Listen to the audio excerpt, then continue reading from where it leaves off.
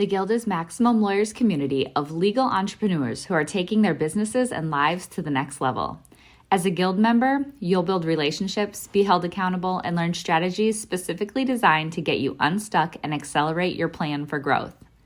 Members are also granted exclusive access to masterminds hosted around the country. Our next event is coming up, and we're heading to Scottsdale, Arizona. There's something truly magical about the power of these in-person connections where real-time breakthroughs happen. Picture this.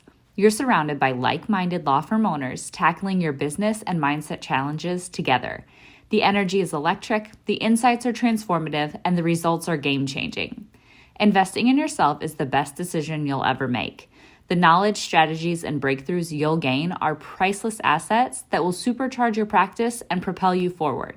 Join the Guild and secure your ticket to Scottsdale at the best possible price by visiting maxlawevents.com. And then it was after that kind of sitting down and realizing that I had gained all the skills that I really needed to be able to do that. I helped grow a law firm from 1 to 140 employees. I helped create systems.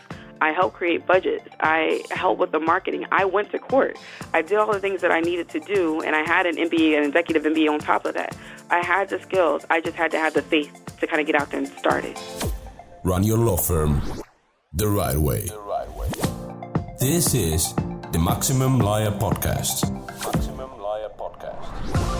Your hosts, Jim Hacking and Tyson Mutrux. Let's partner up and maximize your firm. Welcome to the show.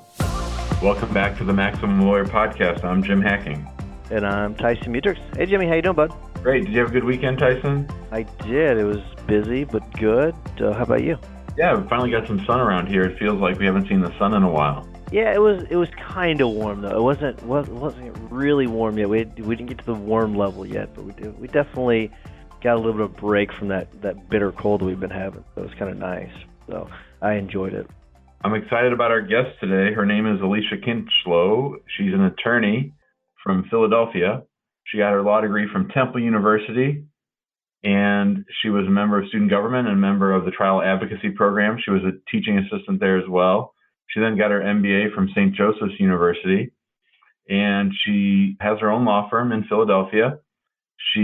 Before she went to law school, or before she worked at her current firm, she helped grow a mid-sized law firm from 1 employee to 140 employees. That's sort of mind-boggling.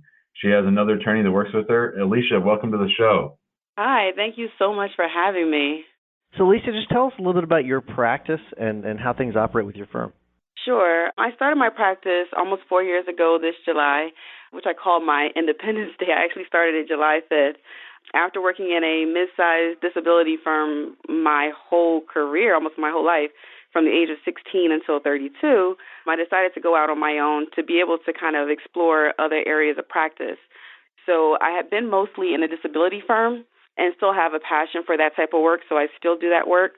But the majority of my practice, when I first started, was family law and transactional business law. And again, I just have a love of business, so that's why the business law was in there.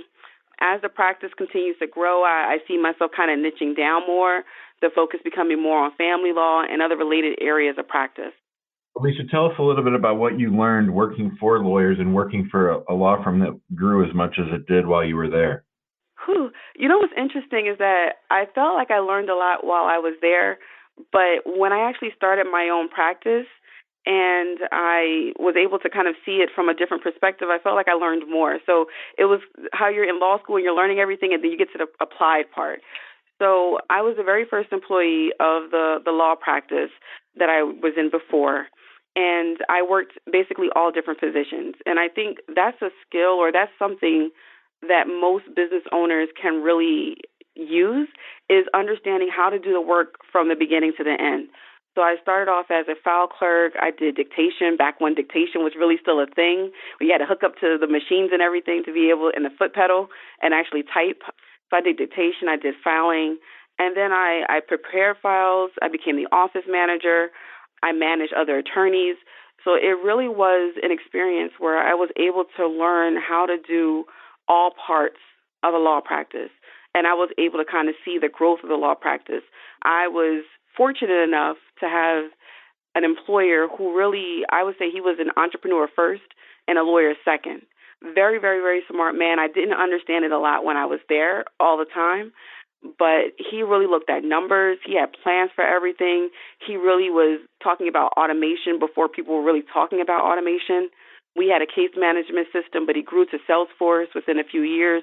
So he really was kind of ahead of the curve. And I think that was a really good thing for me to be able to see as a young lawyer, as someone who was growing up in the business itself, as a person and as a lawyer, and then as a business owner. So I was very fortunate enough to see some of those things, and then to also learn from some of the mistakes that can come from kind of going really fast. Alycia, so Jim asked this question on the Facebook group the other day, so I'm going to ask it to you because I'm curious what your response is. What's the best piece of advice that you've ever received with regards to running your law firm? The best piece of advice I received is really talk to other people. And when I was getting ready to start my law practice, I kind of went to a gentleman who I kind of thought of as a mentor. He was actually the operations director at the time of the law firm that I was in. And I talked to him about, what do you think I should know? And I spent a lot of time actually talking to a lot of different people about that. But one of the things he told me was that you really need to have an accountability team. And it needs to be made up of people who are not just other lawyers. You need to have someone who can you need to have a group of people around you. So it should be someone like him who was an accountant and operations director, a layperson, so it can be a family member, but then also another lawyer who's done something similar to what you're doing but has grown, and maybe somebody where you are. So that way you have a lot of different perspectives, but you have people holding you accountable. And I think that was one of the best pieces of advice. And the second thing was actually just really sitting down and talking to people who, like I said, have done it, asking them what they wish they knew and what they know now, and trying to avoid some of the mistakes that they made. And that is something I even ask on my podcast now is, tell me something you wish you knew then, because I think that that's where we can really grow. We decided we want to listen to it. That's a place where we can really grow. Alycia, where were you right before you started your firm? And talk to us about your thought process as you made the decision to go out on your own.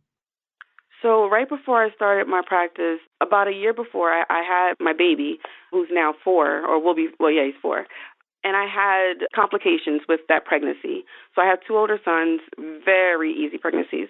But this one threw me for a loop. And funny enough, he's a child that looks most like me. But I ended up going into the hospital and being on hospital bed rest for 2 months, where I was literally attached to a machine 24 hours a day. I could not leave my room unless I was going to get an x-ray.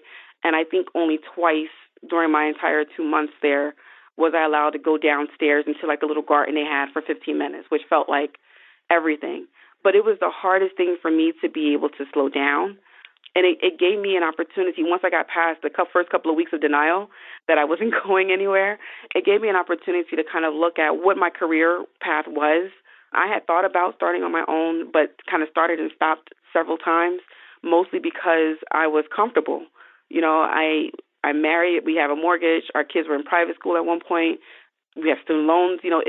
I was really comfortable, and I love the work that I did, and I love the people that I worked with. But when I was in that hospital and I couldn't go anywhere, and I was forced to kind of really think about, where I am, and the idea that I was really at the highest point that I could go in the firm. I had a boss who wasn't making anyone partners. He made it clear that he wasn't actually going to have any partners ever at all. And for me, that meant that at 32, after 16 years somewhere, that I was at the height of the growth that I could go where I was. So I had to make a choice. So I think sitting in that room and honestly still working, I was holding quarterly meetings during, on a hospital bed with the laptop attached to me. I was still working, but I didn't feel the appreciation that I used to feel, and I definitely didn't feel like it was worth it anymore. So it was definitely time for me to make a change. So after I kind of came home, and when I went back to work, I sat down with my boss and basically told him I wanted his job. We had a good relationship. He asked me what I wanted. He asked me to create what I wanted. But if he still wasn't making me partner, there really was no growth for me at that point. And I literally remember sitting across from him at the table and saying, I want your job. And if you can't give it to me, then this is my notice. And I gave 6 months notice that I would be leaving. And that's kind of where my head was when I left. And then it was after that kind of sitting down and realizing that I had gained all the skills that I really needed to be able to do that. I helped grow a law firm from 1 to 140 employees. I helped create systems. I helped create budgets. I helped with the marketing. I went to court. I did all the things that I needed to do, and I had an MBA, an Executive MBA on top of that. I had the skills. I just had to have the faith to kind of get out there and start it. So that's kind of where my head was when I launched in July of 2013 or 14. I kind of want to stay on this topic, Alycia, because I was going to ask you something else, but I want to kind of dive into this because I think this is a problem that a lot of people face on both sides of the coin, where people want to be partner and they're not made partner, or people are partner and they don't want to make people partner. So what do you think it is from his side? Why do you think he wasn't willing to really let go of the reins? He held things kind of close to the vest when it came to a lot of the finances, which made it a little bit hard for me to kind of do some of the things I need to do with a budget when you don't know what percentage of your budget is percentage of the firm's growth and everything else. He was very close to the chest with certain things. I know that he had children. He had 3 boys like I did, and I know that at least at some point he planned on passing that on to them. So maybe it was a legacy thing. I'm not sure, because right before he started his firm, he actually started it 6 months into me working for him. Before that, he worked for his father. So when I first started working for him, he worked for his father. And his father was a part of a partnership that seemed to work. And maybe there were some things that he saw there that he didn't like. I'm not sure. But I think that it really was never clear to me why that wasn't the case, except that he just liked to have the control over what was happening. So you really were in it at the ground floor when that firm grew from 1 to well over 100. And I would just I know you talked a little bit earlier about how, you learned some things that were good and some things from things you might have done differently. What were some things that you observed that you thought you might do differently as you started your own firm? I think one is, and definitely, hindsight is 20/20. So some of the things that I really kind of thought that he wasn't doing correctly, I see it in a different light now being on my own. But I do think that there was a lot of growth that was really, really fast. Sometimes it was having different offices in different places. We became a national firm pretty quickly, and that in itself wasn't a terrible thing. That actually was a good thing for us. But I think that some of the additional offices made us a little over-leveraged. I think that some of the advertising. So, again, he was an entrepreneur, and this is a good thing about it, was that he kind of was ahead of some of the advertising things that people were doing. He was one of the first people in the area to do ads in like the yellow pages. Remember when people did that? He took out first, a full page yellow page ad, and he had his face on there. And that was something that people just really weren't doing. I remember some of the backlash he got back from the community, from the bar, about doing that, and how some people were upset that it was unfair to them and their advertising efforts. So I think that he was ahead of the game in some ways. I think that some types of advertising just didn't work out, but we were in it for a lot. And then it was some other things that kind of came with the area of practice. When we did Social Security disability, and there was a lot of oversight at different parts, depending on who's in office. There was a lot of oversight and a lot of changes that came down, that when you have a volume-based practice, but then you have a limit on fees, you have to be wary of the law of diminishing returns, right? At a certain point, you can only grow in a certain way without cutting your expenses, or you're no longer profitable. So it was kind of trying to kind of keep track of all of those things. And that's kind of something that I look at, is making sure that I'm measuring a lot of things that sometimes as attorneys we don't measure. We don't look at maybe how many hours we actually put into the case. Like, we might want to say that we charge $300 an hour for something, but when we actually look at the work that we do, we're really only maybe earning $50 an hour. When we look at how much work is going into it for how much we're actually charging or billing. And I think that was some of the good things, that we were able to really be analytical about a lot of the work that we were doing, but in some ways we didn't apply it all the time, if that makes sense. So I came from a volume-based firm whenever I left and started my own firm, and so there's certain challenges that come with that. Can you talk about a little bit of the challenges when it just comes to advertising, when it comes to the actual clients, when it comes to actually moving? You have to move those clients along so you can get paid on those. Can you talk about a little bit about those pain points? One of the pain points we had initially was that, okay, when you're doing volume-based and you're doing the same type of law, which is the best part, is when you are actually only doing one area of practice, you can kind of make a template for everything and kind of implement it across the board.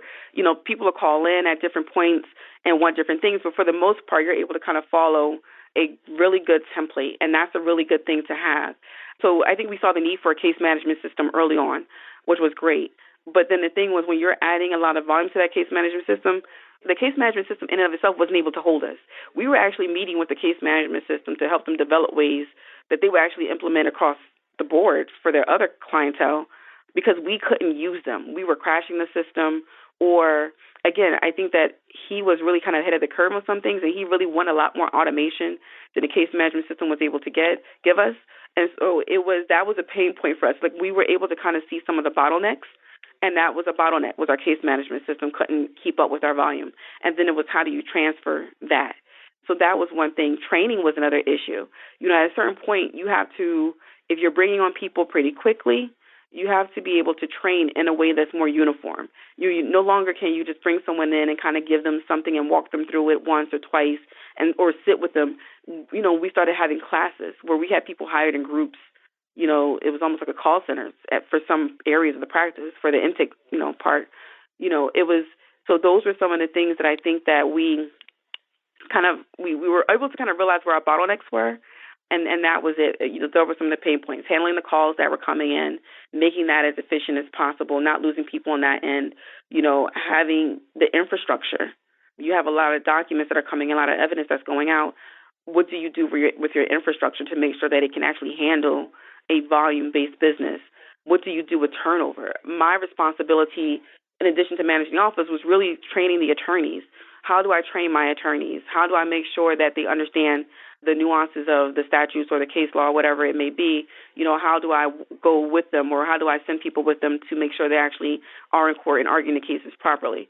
So it was a lot of things there. I think hiring the right people, reviews, definitely infrastructure, definitely the case management system itself, and finding something that could hold the volume that was coming in. We're speaking today with Alycia Kinchloe. She's a business, family, and disability lawyer out of Philadelphia, PA.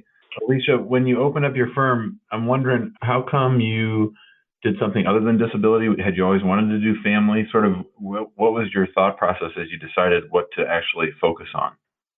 So being somewhere and doing only one area of law for 16 years, I was bored.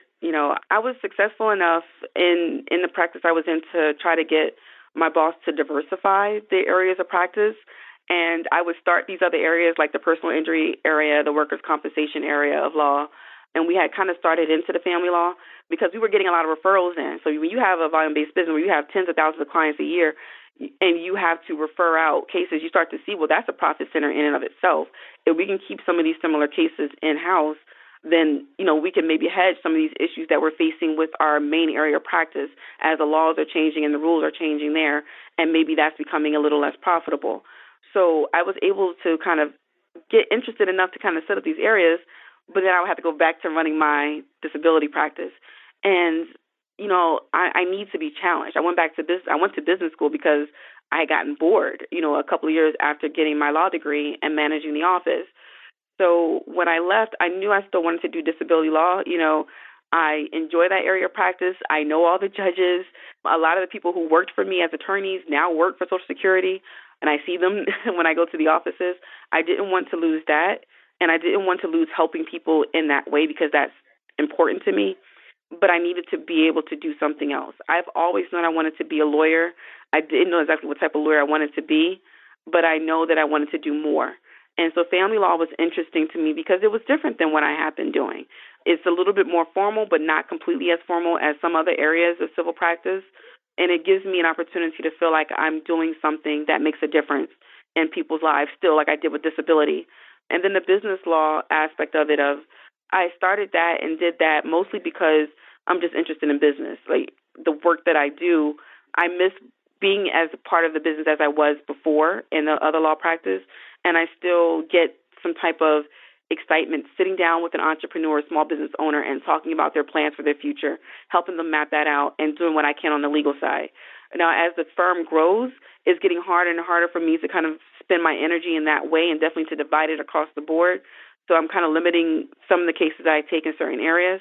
But that's kind of why I went into those two areas of law. Is really I just wanted to get an opportunity to do something different and see what I like to do. If it didn't work out, if I got into the family law and it was too much, it was too stressful, or it was boring, I still had an opportunity because I work for myself to be able to kind of change a little bit.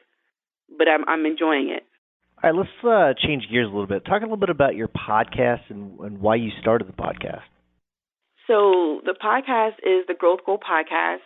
Again, another just thing I really enjoy doing. So as I said, I like to sit down with business owners and talk to them about growing their business. I also wanted to be able to do that in a different form where it may not be a client, and so I can be a little bit more free to talk about certain things. But I also did it out of kind of a necessity for myself.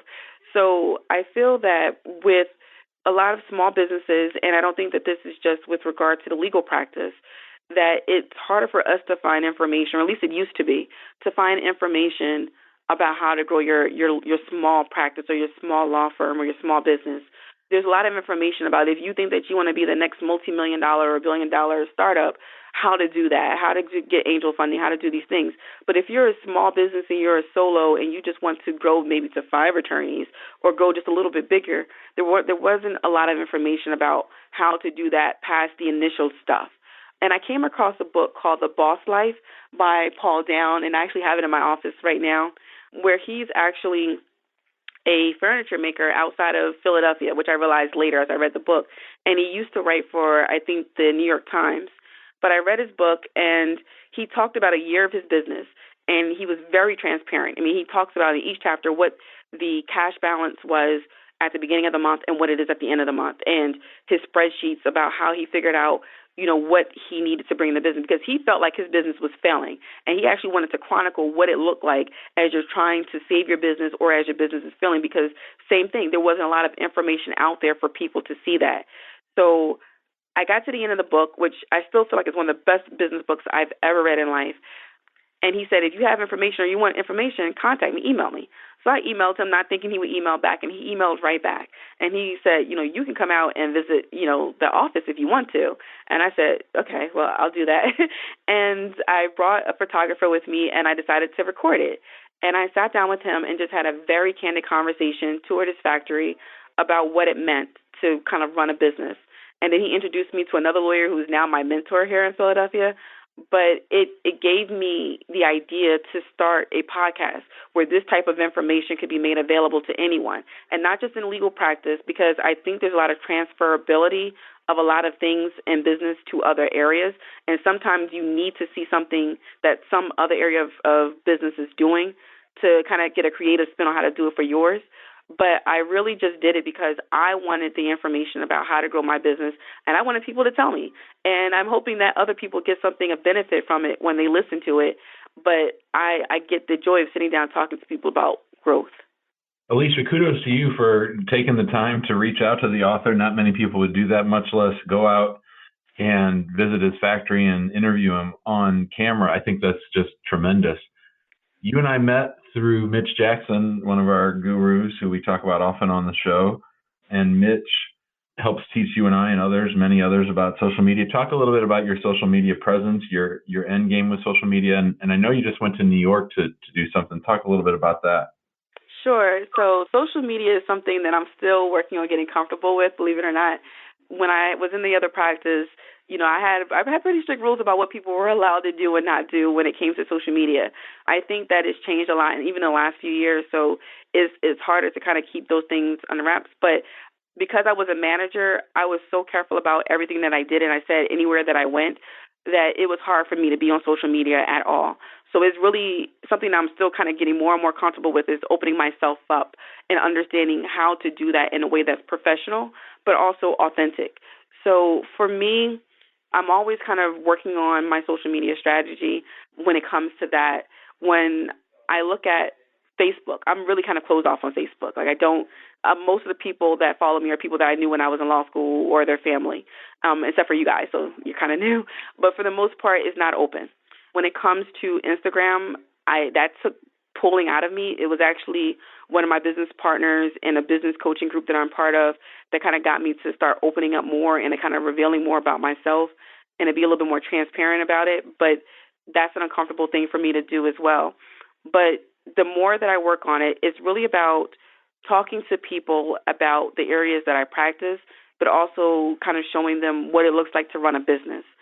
So it's a mix of doing that and being a little authentic, and then also talking about being a mom and to a certain extent being a wife while doing these things. And I say to a certain extent being a wife because my husband is completely off all social media. So I have to kind of, balance that, with his privacy issues or requests for that. But when it comes to social media, the way that I'm looking at it now, and more so being in a group with you and Ms. Jackson, I'm really looking at how can it benefit my practice?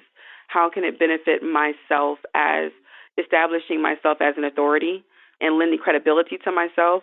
So being new to family law, that is one way that you do it, right? You're able to, if you're going to be willing to go through the books and learn how to do everything and go to court and learn how to do things, if people are looking and saying that you've only been practicing family law for 4 years, why should I trust you?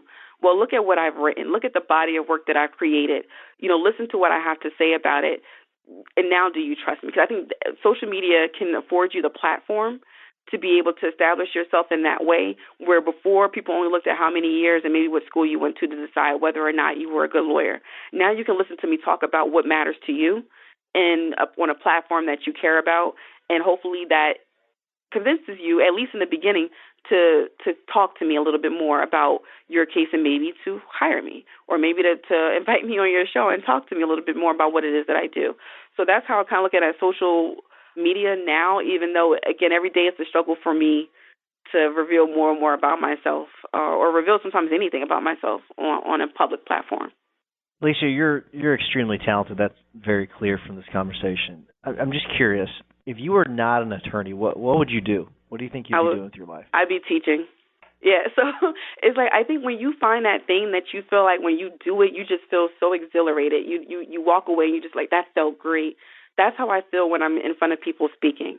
So whether it's in court and I'm having a great day in court, but often when I'm in front of people and I'm teaching them about whatever it is, if it's business, if it's family law, whatever it may be, if I'm just talking about what I feel it's like to be a mother of 3 kids or 3 boys and trying to balance all of this, when I'm speaking to people and teaching, that's when I feel the most that's my end game. My goal is to be a professor somewhere. If I can be an adjunct before then, that's fine. But when I think about when I retire, people ask, do you want to be a judge? No, I really want to teach. That's what I would be doing if I probably still running businesses somewhere too, but I would be teaching. Alycia, you are a real rock star, and I'm really glad that we had you on the show. Where do you see yourself and the Kinchloe Law Firm 3 years from now? 3 years from now? So 3 years from now, I see the firm probably focusing a little bit more on family law and estate planning. I see bringing on a couple of other attorneys to be able to do that. I see us with a more established presence in the Philadelphia area. Yeah, I see growth in the next 3 years. Like, I'm really excited. I wake up every day excited about what the plan is and how the plan is coming about. So that's where I see the Kinchloe Law Firm in the next 3 years. All right, that's really awesome stuff, Alycia. So we are up against the time, so I'm going to wrap things up. Before I do, though, I want to remind everyone to go to the Facebook group, get engaged there. There's a lot of great ideas, a lot of great questions that are being asked there and answered there, so make sure you hop on there. And then also go to iTunes or wherever you get your podcast. There's several places you can get podcasts now. Please give us a 5-star review. It really will help spread the word. So we really, really like helping people out and getting great guests on here, so please spread the word. So this will be the last episode that drops before the early bird special pricing for the Maximum Lawyer Conference in May. This one will drop the day before. So the early bird drops or ends on March 15th.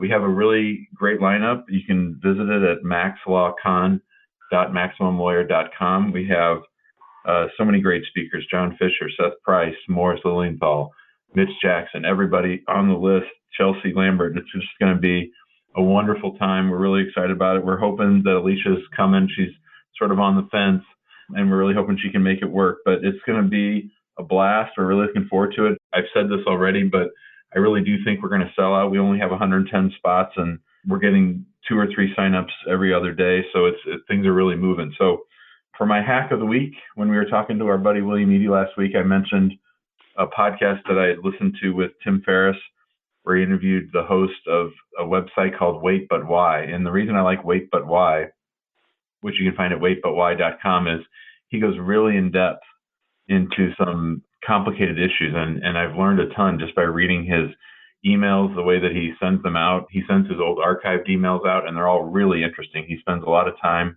building out the content. He goes really deep into things, and I think it's made him really visible on search. So when people search a particular topic, if they stumble upon his website, it's really an interesting way to build the site. And when we were talking to William about, going in depth on a particular topic, I think this website, waitbutwhy.com, really shows you how to do it.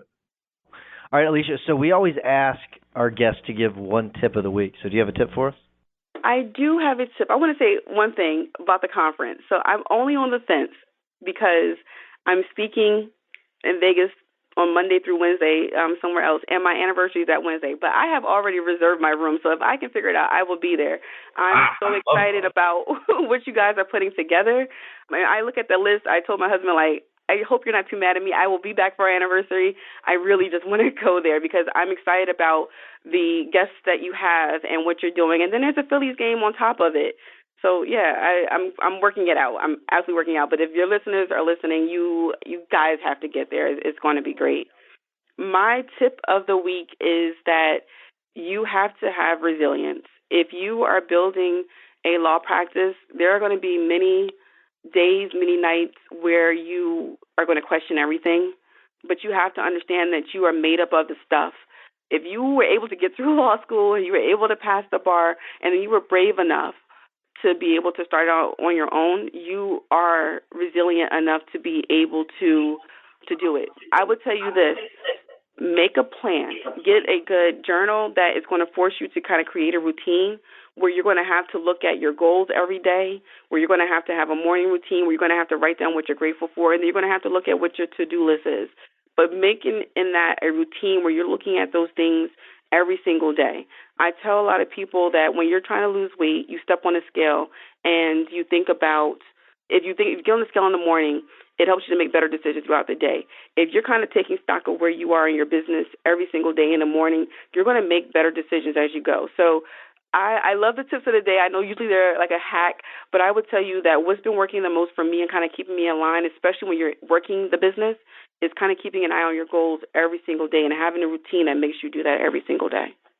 I love it. I got me motivated already. And my tip last week actually kind of would help with what you're talking about. And it's the book, and I cannot remember the name of it, but listen to last week's podcast and you'll get the book title. However, the whole idea is getting everything onto your calendar, and I've started doing that, and it actually really is incredible because it's making you think about your goals and prioritizing and things like that. And I'm not doing away with my top 5 for the day. I'm still doing that, but it's just being incorporated into my calendar. So it's really awesome. I do have to correct one thing about what you said, okay? You said there's a Phillies game that night. There's a Cardinals game that night, and we happen to be playing the Phillies, just so we're clear about that. All right, so my tip of the week is actually I'm ditching the note function on my phone, my Apple phone, and I'm going with OneNote.